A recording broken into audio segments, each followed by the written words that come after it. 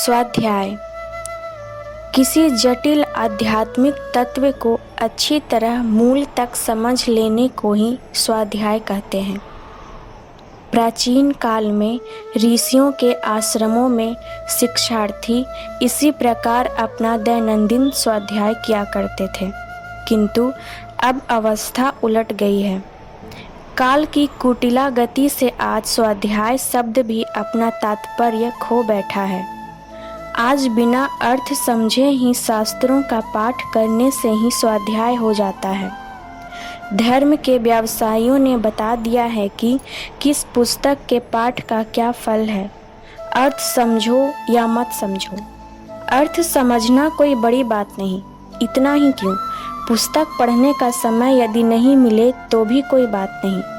2-3 बार पुस्तक को सिर लगाओ अथवा हरि कथा सुनने या समझने का समय या सामर्थ्य नहीं हो तो देवोदेशियों में कुछ फल, बतासा या कुछ पैसे निवेदन कर देने से ही फल मिल जाएगा। जो कुछ भी हो, असल बात से तुम्हें काम है।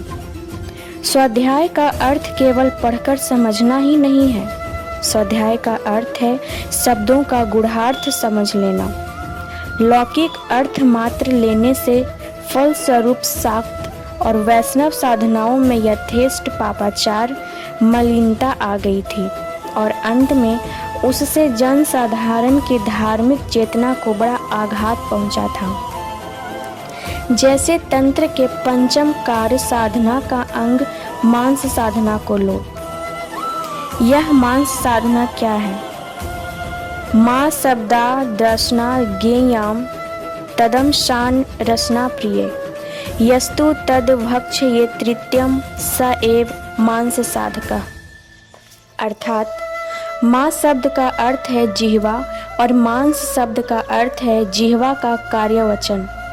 जो साधक इस वचन का रोज भक्षण करता है अर्थात वाक संयम का अभ्यास करता है, वही मांस साधक है।